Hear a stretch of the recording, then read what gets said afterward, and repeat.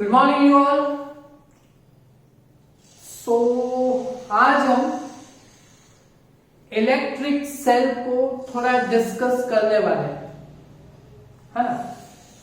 और electric cell में हम थोड़ी 3 क्वांटिटीज को स्टडी करेंगे और ये 3 क्वांटिटी के बेस हमारे पास 4 एक्सरसाइज के न्यूमेरिकल्स हैं।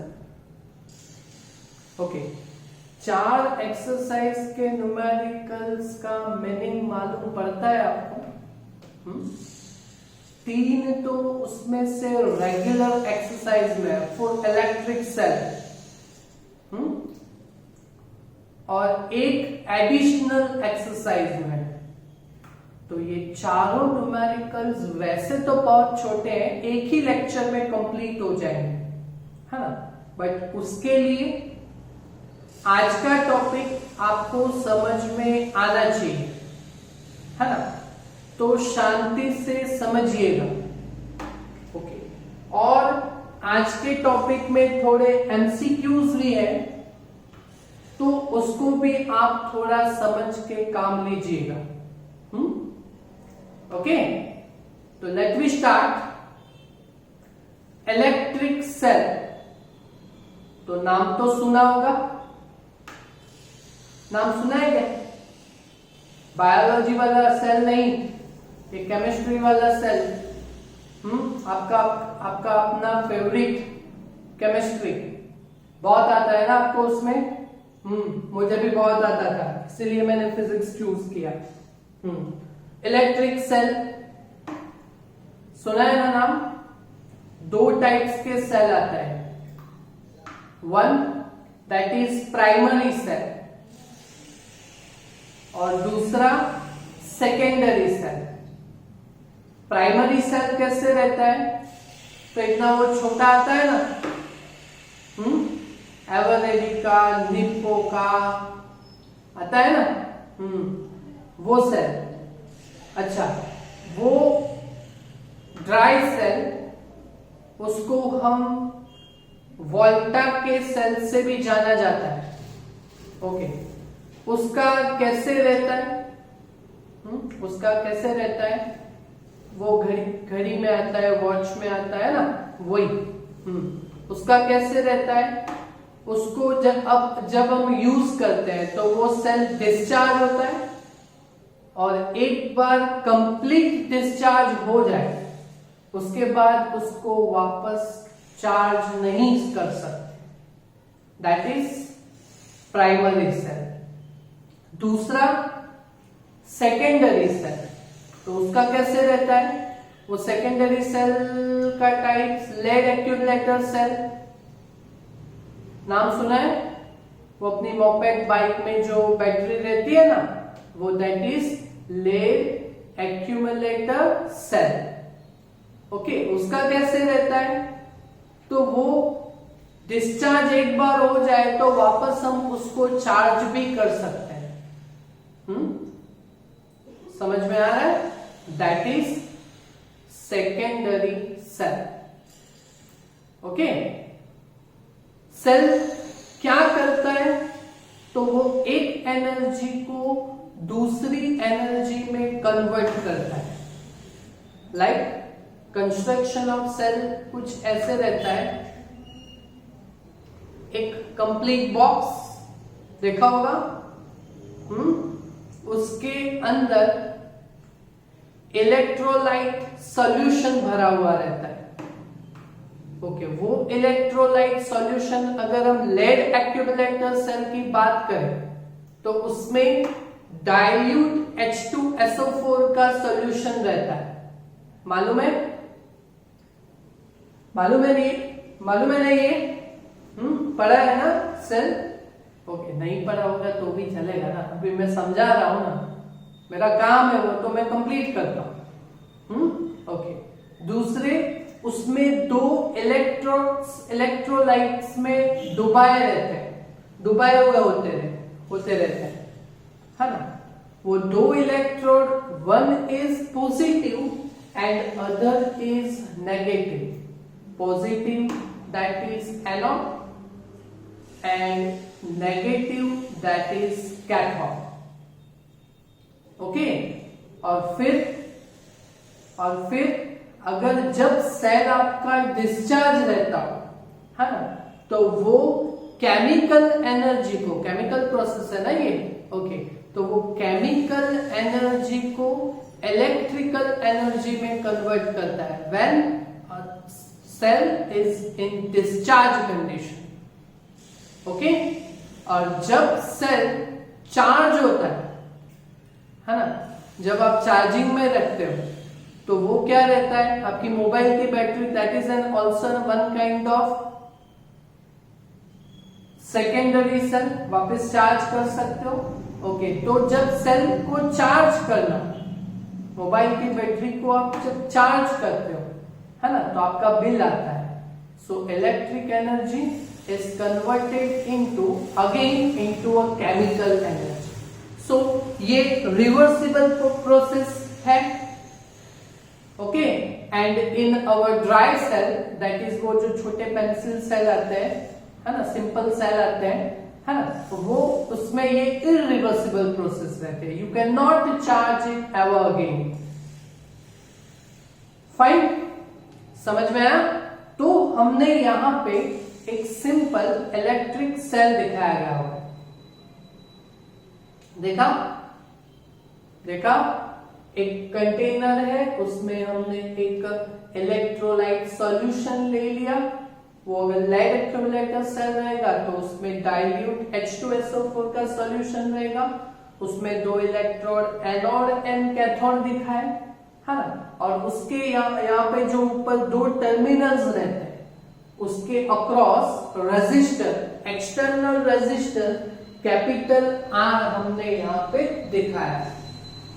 Okay, clear? ओके, तो यहां पे इलेक्ट्रिक सेल के लिए न्यूमेरिकल्स समझने के लिए हमें 3 क्वांटिटी को स्टडी करना है. That 3 quantities are, 1 that is electromotive force, EMF. Second one is internal resistance of cell, that is resistance here, so smaller, and the third quantity is terminal voltage, capital V. 3 quantities हम study करेंगे और इन 3 quantities के हिसाब से, है ना, इन 3 quantities के बीच हम रिलेशन यहाँ पे डिराइव करेंगे. ओके, तो अगर इतना समझ में आएगा तो 4 एक्सरसाइज के न्यूमेरिकल्स, है ना, और उसके कॉन्सेप्ट के बेस्ड एमसीक्यूज आप अपने आप से खुद से कर सकोगे. ओके, सो यहां पे दिखा है, हमने एक इलेक्ट्रिक सेल, इलेक्ट्रोलाइट सॉल्यूशन है अंदर, एनोड और कैथोड, पॉजिटिव नेगेटिव, और उसको बाहर से एक्सटर्नल रेजिस्टेंस कैपिटल R से हमने कनेक्ट कर दिया. ओके, तो अब जब सेल डिस्चार्ज होना स्टार्ट होगा, है ना, so flow of current will be there. A flow of current will be from positive end to negative end, है ना, तो ये एनोड से करंट I निकलेगा और एक्सटर्नल रेजिस्टेंस कैपिटल R में से वापस होके यहां पे कैथोड पे आएगा, है ना. तो कैथोड पे एज टाइम पासेस, कैथोड पे क्या होगा, तो यहां पे जो पॉजिटिव चार्जेस थे, है ना, that positive charges will move forward on a cathode. Okay, तो ऐसे करके सब positive charges will move to a cathode terminal, है ना. तो अगर सब पॉजिटिव चार्जेस कैथोड पे जब आ जाएंगे, है ना, तो यहाँ पे दो टर्मिनल के बीच बाद में पोटेंशियल नहीं रहेगा, so current will not be pass through it, तो उसको हम बोलते हैं, है ना, उसको हम बोलते हैं a cell is completely discharged now. Getting it or not? Getting it? Okay. तो हमें वापस अगर इस सेल को चार्ज करना है ना, तो रिवर्सिबल प्रोसेस करनी पड़ेगी। तो रिवर्सिबल प्रोसेस में क्या होगा, तो सभी जो यूनिट पॉजिटिव चार्जेस है वो कहां पे चले गए हैं, कहां पे चले गए हैं, सब पॉजिटिव चार्जेस नेगेटिव कैथोड पे गए ना, तो उसको वापस हमें कहां पे लाना पड़ेगा, will back towards anode,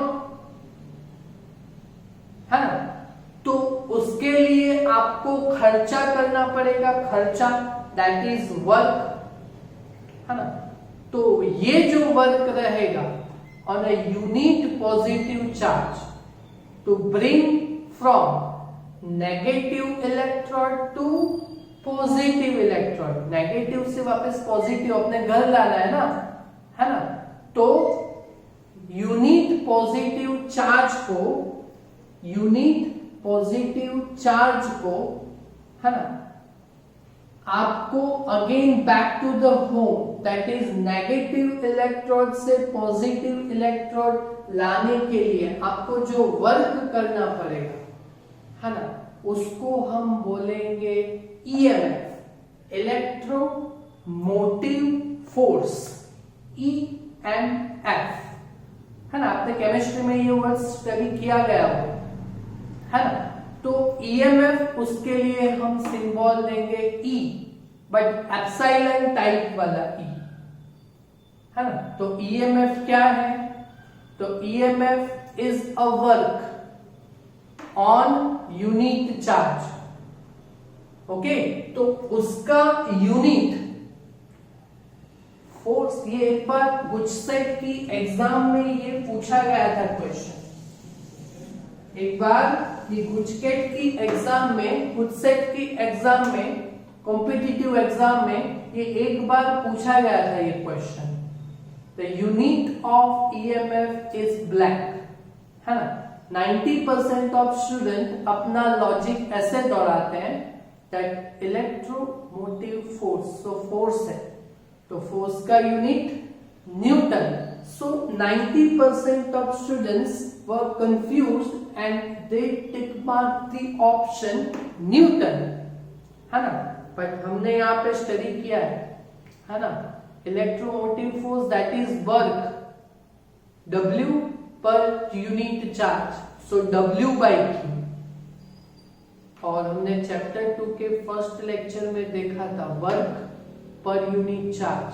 that is potential V is equal to W by Q, है ना, जूल पर कूलम, है ना, सो EMF का यूनिट भी क्या रहेगा, volt, EMF that is N one type of potential between two electrons, समझ में आया, ये समझ में आया, that is EMF E, EMF वो पोटेंशियल ही है, ओके, बैटरी का अपना पोटेंशियल, ओके, सो EMF clear, electromotive force epsilon E वाला क्लियर आपको, okay, second one is internal resistance, that is small r, वैसे external resistance capital R, but internal resistance that is small r, वो cell के लिए हम यहाँ पे justify करते हैं, है ना, तो वो कैसे हम करेंगे,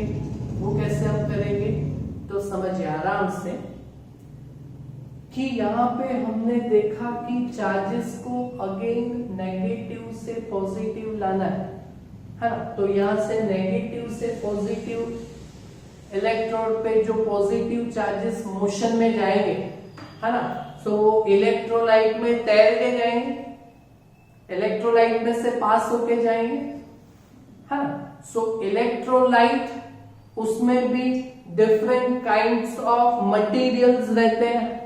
अगर ये डाइल्यूट H2SO4 का इलेक्ट्रोलाइट है ना, तो उसमें हाइड्रोजन्स के मॉलिक्यूल रहेंगे, सल्फर के मॉलिक्यूल्स रहेंगे, ऑक्सीजन के मॉलिक्यूल्स रहेंगे, H2SO4, है ना।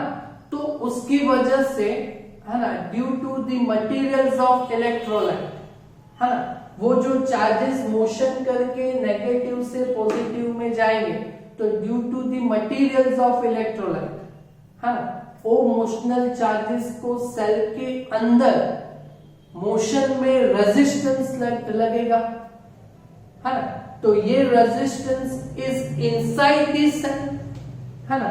That is why we can say the internal resistance of a cell that is small r, और रेजिस्टेंस है तो उसका यूनिट तो ओम ही आएगा, है ना। सो क्या लिखा है, रेजिस्टेंस, जस्ट सेक, है ना। बाद में कहोगे कि आप सर को स्पेलिंग नहीं आती थी तो कुछ ऐसा हुआ। Resistance on motional charge in electrolyte solution is called internal resistance. Okay, है ना, क्लियर, ओके। दूसरा, that is third point, that is terminal voltage. अच्छा, वो तो बहुत इजी है, हाँ। टर्मिनल्स आपको मालूम पड़ता है वर्ड टर्मिनल। सेल जो रहता है हमारा, सेल जो रहता है उसमें ऐसे दो टर्मिनल्स रहते हैं, शिंग निकले हुए होते हैं ऐसे। हाँ, अच्छा, मेरे निकले हुए देखे आपने? देखे ना, वैसे सेल में भी रहता है ना ऐसे दो टर्मिनल्स, है ना। तो वो दो टर्मिनल्स के बीच जो पोटेंशियल रहता है, जब आप सेल को यूज कर रहे हो, है ना, तो जब करंट पास हो रहा है ना, तब आपको जब potential between two terminals of cell जो आपको मिलेंगे, है ना, तो उसको बोलेंगे आप टर्मिनल वोल्टेज ऑफ सेल, और voltage that is capital V। Clear? Potential difference between two terminals of cell when current passes through the cell, that is called terminal voltage, that is capital V, और उसका unit तो volt ही आएगा, है ना। तो यहां पे दो सेम फिजिकल क्वांटिटीज देखी सेल में, EMF वो भी वोल्टेज है और टर्मिनल वोल्टेज वो भी वोल्टेज है। EMF क्या है, तो वो चार्जेस को मोशन में लाने के लिए आपको जो वर्क करना रहता है, दैट इज EMF, सेल के अपने पोटेंशियल, ओके। और terminal voltage that is also the potential but between two terminals of cell. तो इन दोनों में से बड़ा क्या होगा? जब सेल डिस्चार्ज होता हो तो बैटरी के अपने पोटेंशियल दैट इज EMF बड़ा होगा, है ना। और टर्मिनल वोल्टेज जो दो एंड के बीच में रहते हैं, है ना, आप सेल्फ स्टार्ट लगाते हो तो वो टर्मिनल वोल्टेज यूज होता है ना। तो सेल्फ स्टार्ट लगाते हो तो टर्मिनल वोल्टेज V, है ना, वो EMF में डिक्रीज करेगा, सेल को डिस्चार्ज करेगा, है ना। और सेल अगर जब चार्ज हो रहा है ना, तो वो EMF में क्या करता है, इंक्रीज करता है। तो हमें ये तीन क्वांटिटीज के बीच का रिलेशन समझना है ना। ये रिलेशन आपको आना चाहिए, तभी 4 न्यूमेरिकल्स आपके सॉल्व हो पाएंगे। तो शांति से समझिए, जब cell is in use, cell जब यूज हो रहा होता है तब सेल डिस्चार्ज होता है ना। तो वो ईएमएफ में क्या करता है, सेल स्टार्ट मारोगे तो ईएमएफ में क्या होगा, सेल के डिक्रीज होगा, है ना। तो potential between two terminals of cell that is terminal voltage V is equal, cell discharge हो रहा है तो ईएमएफ डिक्रीज हो रहा है, so V is equal to EMF E, है ना। तो वो डिक्रीज करेगा, है ना, तो वो करंट पास होगा I, है ना। और यहाँ पे वोल्टेज की फिजिकल क्वांटिटीज है ना। So according to the resistance small r, internal resistance small r, potential will be according to the Ohm's law IR. तो ईएमएफ आपका कितना डिक्रीज होगा, आईआर जितना डिक्रीज होगा, है ना। So V is equal to E, EMF वाला epsilon है माइनस आईआर, ओके। और सेम जब सेल चार्ज हो रहा हो तो ईएमएफ इंक्रीज होगा, so terminal voltage V is equal to E। और जब चार्ज होता हो तो ईएमएफ में इंक्रीज होगा तो वो प्लस आईआर जितना होगा, so it will be plus IR. ये आपको समझ में आया, ये माइनस प्लस का डिफरेंस आप खाली समझिए, है ना। चार्जिंग और डिस्चार्जिंग दोनों के लिए V is equal to E, V is equal to E, terminal voltage is equal to EMF E, है ना। बट अगर सेल चार्ज हो रहा हो तो प्लस आईआर और डिस्चार्ज हो रहा हो तो माइनस आईआर। क्लियर, है ना। ये एमसीक्यू में पूछा जा सकता है ये भी, है ना। The relations between terminal voltage, EMF, internal resistance for charging and for discharging of cell, okay. और ये एक बार बोर्ड के एग्जाम में पूछा गया था, है ना। तो मतलब जब सेल ओपन सर्किट कंडीशन में हो, ओपन सर्किट कंडीशन मतलब सेल यूज में ही ना हो, तो उसका मतलब क्या, तो सब जब सेल यूज में ही ना आएगा, है ना, तब करंट ही पास नहीं होगा, और करंट ही जब पास ना होगा तो current I is equal to 0 for open circuit, है ना। तो इस इक्वेशन में या इस इक्वेशन में हम I इज इक्वल टू 0 रखेंगे, so 0 into small r that is 0। So आपको क्या मिलेगा, relation between terminal voltage and EMF V is equal to EMF E। Clear, समझ में आए ये पॉइंट्स, है ना। ये पॉइंट समझ में आएंगे तभी आपके 4 एक्सरसाइज के न्यूमेरिकल्स, है ना, वो हो पाएंगे। क्लियर हो सकेगा ना ये, ओके। तो इतना कंप्लीट कीजिएगा, है ना। Okay, thank you.